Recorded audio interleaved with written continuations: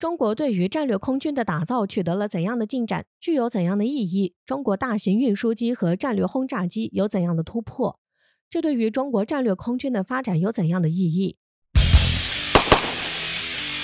我们都知道，近年来中国加快实现战略空军的步伐，这也使中国为了早日实现战略空军的目标，不断加快促进中国空军的发展。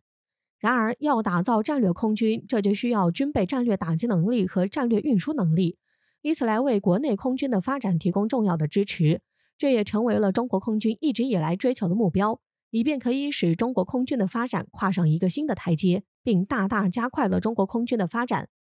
此前，据消息称，在第13届珠海航展的新闻发布会上，中国空军新闻发言人申进科大校表示，中国空军历史性地跨入了战略空军的门槛，并将进一步继续加快在战略空军领域上的发展。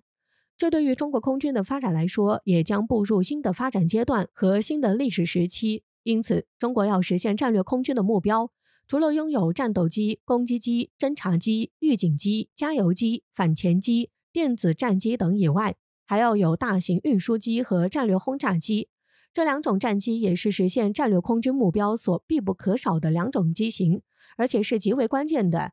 因为大型运输机将能彻底解决中国空军在战略投送能力上的不足，而战略轰炸机则能让中国空军拥有洲际打击手段。因此，中国在拥有大型轰炸机和战略轰炸机后，就将具备远程投送能力和远程打击，从而极大提升中国空军的影响力，加快促进中国空军腾飞。所以，中国为了能够实现战略空军目标，这就使中国加大了对大型运输机和轰炸机的发展。首先，在大型运输机上，中国研制出的运20运输机就在很大程度上大大加快了中国空军的发展步伐，并为中国实现战略空军目标不断助力。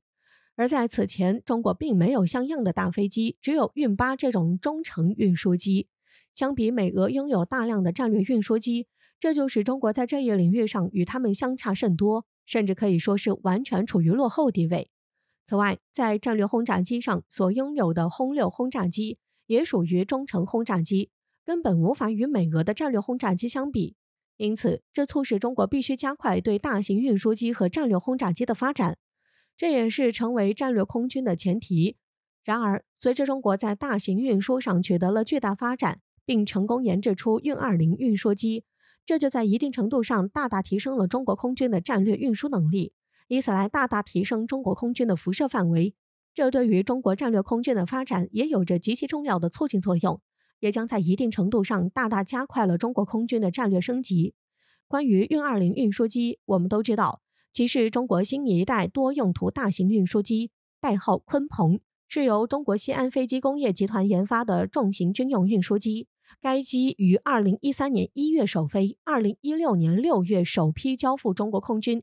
其最大起飞重量为220吨，可在复杂气象条件下执行各种物资和人员的长距离航空运输任务。其最大载重能力66吨，可以载运主战坦克等重型装备，最大飞行距离也能够增至7800公里，具有强大的空中运输能力。然而，在中国运20研制之初，中国还是遇到了较大的问题。这主要是由于当时中国没有可用的国产发动机，因此这就使中国十分苦恼。对此，中国就不得不做多手准备，决定先使用已经成熟的俄制 D30KP2，然后再加快对涡扇20的研制。因此就做了2手准备，以便来应对运20的量产。因此，这在一定程度上也加快了中国对涡扇20发动机的研制。因为运20作为中国最重要的战略武器之一，其要实现大规模量产，其中最关键的就在于航空发动机。只要中国解决了这一问题，那么运20实现大规模量产将不再是问题。所以，中国才会如此重视对国产涡扇20发动机的研制，并且在其研制速度上也不断加快，以此可以早日完成对运20的换装，使运20可以发挥更大的作用，加快实现中国战略空军的目标。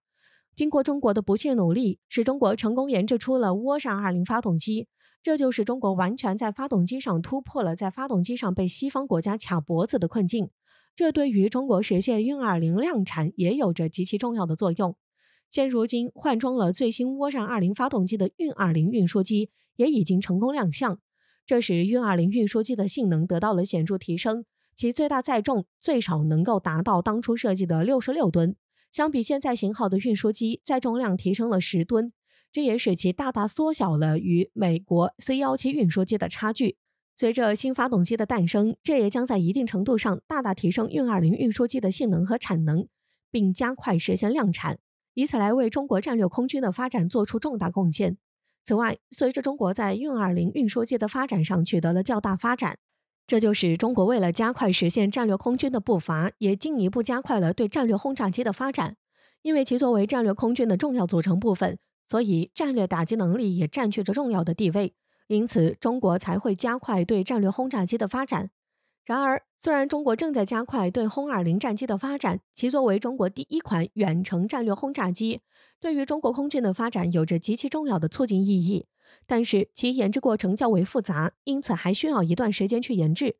所以，中国目前的战略打击力量依然是轰6轰炸机。近日有消息指出，中国加快了对轰6轰炸机的改进升级，以便可以研制出新轰6轰炸机。据悉，中国最新研制出来的新轰6轰炸机相比老轰6，在性能上得到了很大的提升，机载设备焕然一新，航程9000公里，最大载弹量15吨，加上具备发射远程巡航导弹的能力，打击半径达到5000公里以上。如此大的作战半径将可以直接辐射亚太地区的所有角落。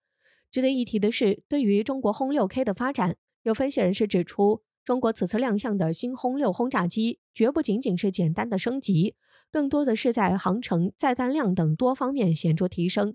其中隐身性能也成为新一代轰炸机的亮点之一。这就是中国在新轰6轰炸机上运用了一种新材料，借助这种新材料将可以使其实现全频段隐身，